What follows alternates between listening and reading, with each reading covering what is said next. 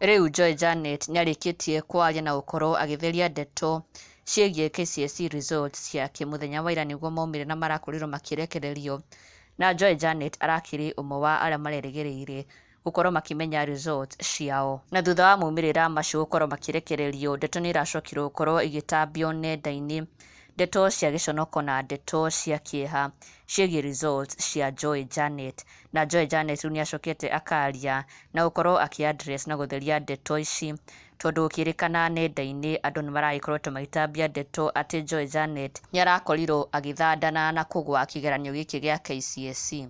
Ndeto iria irakoretwo ikĩrĩkana atĩ nginya arakorirwo akĩgwatĩra grade ya D+, na nĩ ndeto iratambĩtio mwena wa Facebook ciĩgiĩ results cia Joy Janet. Na rĩu Joy Janet akĩarĩrĩria ndeto ici nĩarakorirwo akiuga atĩ onake nĩaiguĩte mũhuhu ũcio, nĩaiguĩte ndeto icio, no ti kũmaanisha atĩ nĩ ciama, aca ti ciama ona hanini. Ũcio no mũhuhu andũ maratambia mwena wa Facebook matena ũma ona hanini kana ona kũmenya kĩrĩa Joy Janet arakorirwo akĩnyita. Na Joy Janet akĩaranĩria na mũrũmĩrĩri ũmwe wake ũrĩa arakorirwo akĩmwĩra atĩ surely Joy Janet nasikia umepata D+, we. Na Joy Janet akenete mũno nĩ mũhuhu ũyũ, onake arakorwo akĩmwĩra atĩ onake noguo araigua andũ makiuga, akiuga hata mimi nasikia hivyo.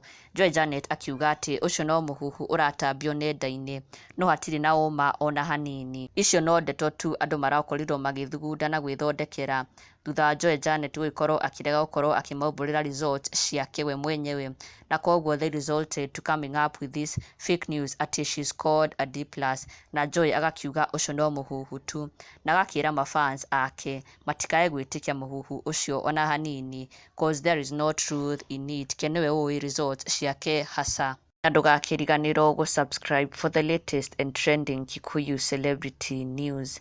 Never miss an update. Subscribe now.